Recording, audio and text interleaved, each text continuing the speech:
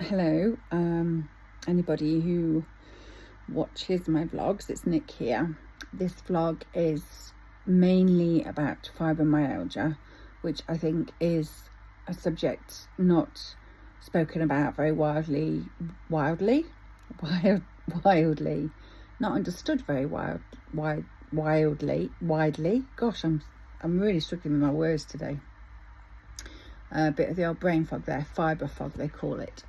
And I thought it would be really helpful to talk about how it feels living with fibromyalgia, what's the reality of it, and what I do to help myself. So at its heart, fibromyalgia is effectively, it's termed a chronic condition. Chronic means there's no known cure, and it does have several different symptoms. They can be very unique. You can have flare-ups, but essentially it is a very massively, hugely oversensitized nervous system. Our nervous system is really important because it's the thing that effectively controls. You might have heard people talking about, we have a fight or flight response, we can have a freeze response. We talk about parasympathetic and sympathetic nervous systems and all these words, but effectively our nervous system is what helps us make sure we survive. So it helps us to recognize when we're in danger, and it also helps us to understand if we've hurt ourselves and our body needs some attention somewhere, because it controls the pain signals that it sends to different parts of our body. And when you are a sufferer of fibromyalgia, that nervous system is oversensitized, and therefore it sends signals telling your body that you are in pain when there is actually no real biological reason for you to be in pain.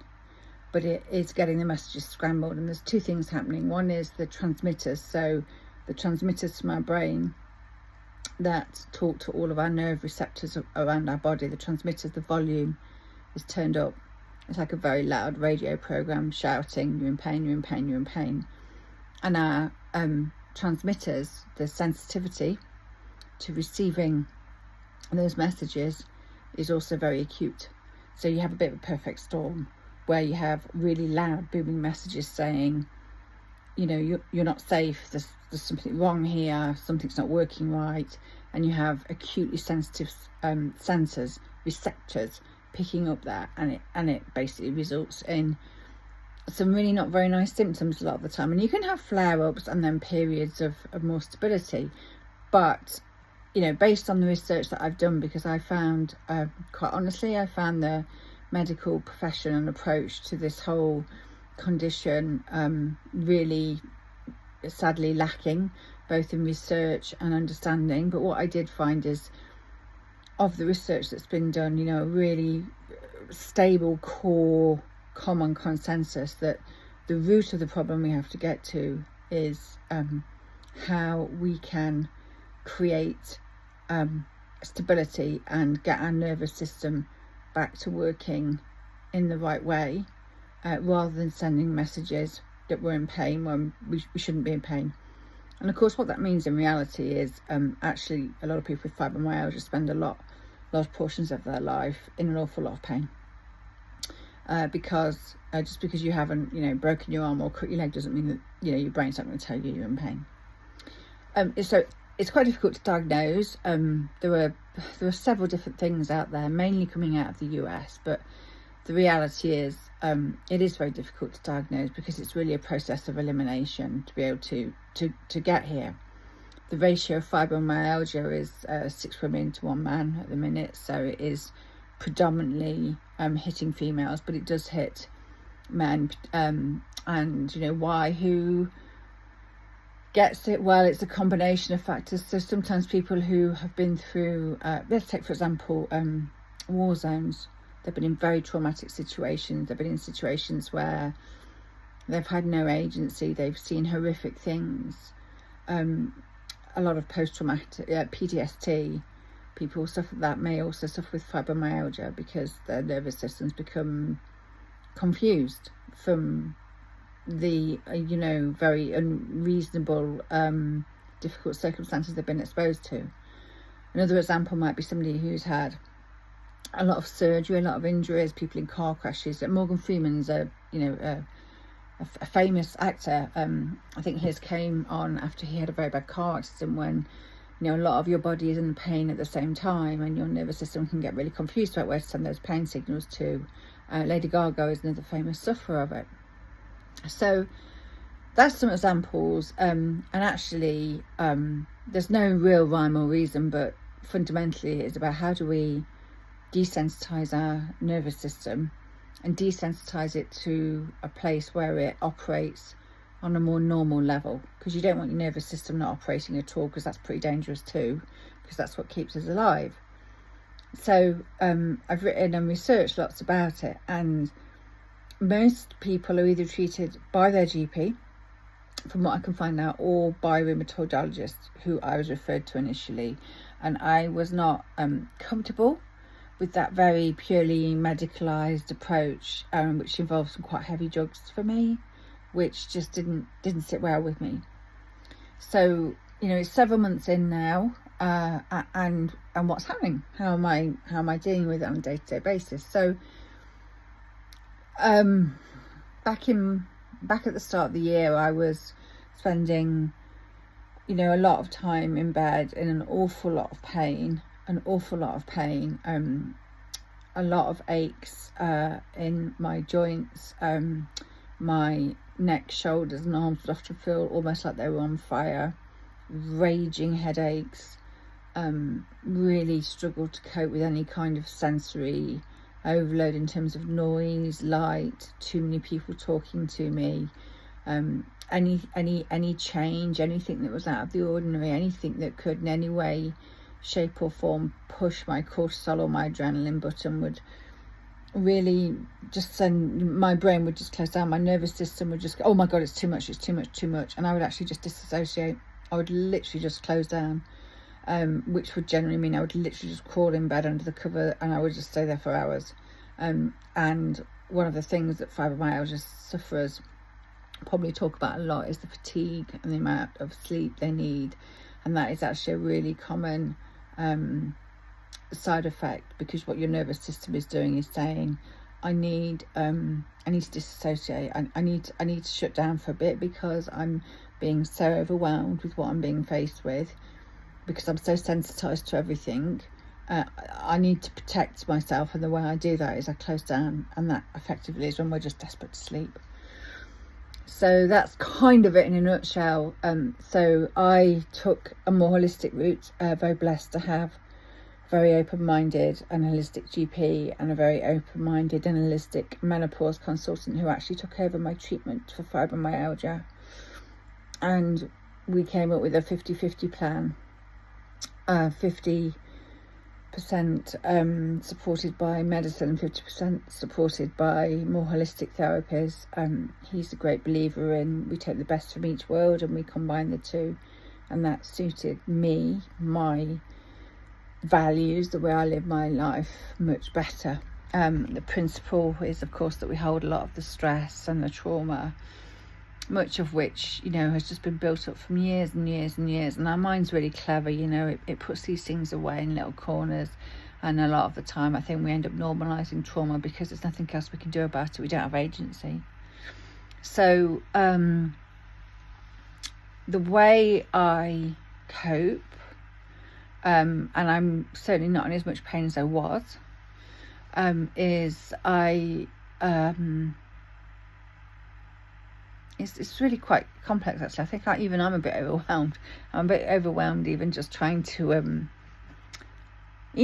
this is part of the problem. Even, I think this is why so many women and men with fibromyalgia don't really find it that easy to talk about, because it's really quite a complex thing to talk about, and for me it kind of feels a bit too much, like it sounds like I'm too broken. I don't want to be or sound like that, but it is complex, and it is all encompassing. So in terms of, maybe the best way to do it is to talk about kind of 3 stages. So what do I do, to get to the root cause, to give myself some agency, some empowerment to be able to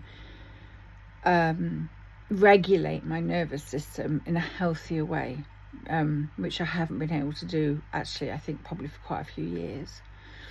And what I do in order to do that is I've entered something called somatic therapy, which is a feeling therapy based on the principle that we hold the tension and the stress and the trauma in our fascia, and that we have to deal with releasing that, and understanding how to oscillate between our different nervous systems, so parasympathetic and sympathetic, in order to be able to help ourselves and empower ourselves to be able to have the tools to create a container within our nervous system that can cope with what we're hit with in life.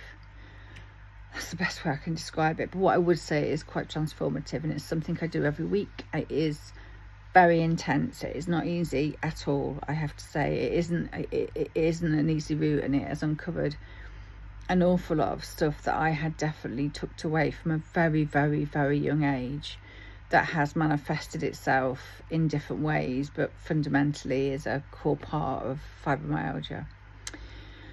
So that's really on the preventative side. In terms of getting through on a day-to-day basis, not being in acute pain, I take nerve blockers. Now, the nerve blockers I take actually work on my transmitters rather than my receptors. So the nerve blockers turn down the volume. That's the best way to think about it. They turn down the volume of the signals being sent to my body telling me that something's hurting somewhere. So they don't mess with my transmitters. They mess with my, they basically dial down the volume of my transmitters. And the reason that is good for me is because it's a very contained medication. We know what it is doing in my body and what it is affecting. And it has very, very few side effects. And I find it really, really helpful. And then I also take muscle relaxants to force some of the tension and the muscles to just force it to calm down a bit. And those two are medications that I will hopefully not have to take for the rest of my life. They are to get me through the interim period until I am more in control and I can effectively neurologically rewire my brain and my nervous system so that it works in a more normalized fashion. And one of the things that the medication does, particularly my nerve blocker, that does actually block my nerves, it turns down the volume of my transmitters, is that is helping with part of the neurological process, because my transmitters will then get used to the fact that, I don't have to shout quite so much. The stuff that I do in terms of reversing some of the symptoms and the pain I get, that I found really useful for me, deep tissue massage I do every 2 weeks, and I found that hugely relieving in terms of physically getting rid of some of the stress and tension out of my muscles that cause me a lot of pain. I also find sauna therapy extremely good. It really does help because it puts me into a real, the heat naturally makes our nervous system feel very safe. And actually very often when I'm in the sauna, because I feel so safe and I'm in the heat, it helps me actually process different aspects of trauma. And the key thing, particularly with somatic therapy, is to be discharging rather than withholding the stuff within our body. I do reflexology, which personally for me I find works, really, really well, and I enjoy that very much. So they're the key things I do. I manage how much stress I try and interact with on a daily basis, and I manage how much overwhelm on a daily basis as well. So I don't interact with lots of things lots of the time. I don't have a manic day. I don't have a manic lifestyle. It's a very pared back, simple lifestyle, because it only takes tiny things to completely knock me off my balance. So my responses to things can be really disproportionate, and it's sometimes really, really difficult to just try and get, you know, a handle and pull myself back into a more regulated place. And if I can't pull myself back into a more regulated place, I literally have to just close down. I literally just have to close down, because it is just, you know, even just thinking about how it feels, you know, the heart is, you know, I think it's going to explode from my chest. The pain just radiates throughout my body, and I can't, it's like my brain's gone on strike. It won't let me, my cognitive ability, it's completely been switched off, and I'm just left in this frantic, almost childlike state of not being able to cope with this pissy, insignificant thing that's gone wrong. So it's a very disproportionate and a disassociation is the only way I could describe it. So that's what I'm doing, and it is a long game. You know, I've been you know, really proactively investing in time into understanding this, time into trying different therapies, time into doing different therapies, time into simplifying my life as much as possible for several months now. And you know, I don't feel that I don't think there's an end game here. I think this is learning to heal yourself, but also learning to adopt a new way of life, really. And so the other thing I did mean to say, at the minute I only do it once or twice a week. If I do it much more than that, I do find it a bit overwhelming in terms of physically. I do find resistance weight training really, really helpful. I do it in a very controlled and a very slow manner, but it does release pain. Yeah, it does release the pain. So I do find that incredibly good, because when we're tensing muscles and then releasing, we are oscillating between nervous systems, which is really good for our nervous systems. I could speak for a very long time, but I think I just wanted to share some of the things I'm learning, and you know, how it is living with fibromyalgia. So it's, you know, every day is a learning day, whatever that phrase is. I think my world definitely had to become a lot smaller, and I'm starting to be able to increase it slowly in terms of having more interactions and stepping out a little bit more frequently than I did the previous few months. But it still feels quite a long way, and it may be that I'll never get back to the amount of interaction and productivity. God, how I hate that word, but that's the reality of the world we live in. I may never get back to that, and that might be a good thing, you know. So a lot of what I sometimes say to myself is maybe this fibromyalgia is actually a bit of a gift, because it's made me very much look at the way I live my life, and past traumas that have really just been tucked away and never really been dealt with, and helping me understand how I respond to things and what are my genuine needs in order to be able to, you know, just cope on a daily basis. Some days it's easier. Today's been a game of two halves. Earlier today was great. I felt a little bit tired this morning, but you know, mentally I felt great. This afternoon I've been more stressed for a variety of reasons. Everyday stuff that you just need to deal with and make decisions on. But you know, I'm feeling very nauseous now, and quite teary and quite overwhelmed by just some pity everyday stuff, if I'm honest. So it can seem like a good day can often you know, just in the blink of an eye turn into a day that is something that you just do not feel you can cope with at all, and you just really have to withdraw. I just really have to withdraw to try and rebalance myself. So I hope that helps, because I think it is a silent world for a lot of people, and we need to talk about it more. Okay, lots of love.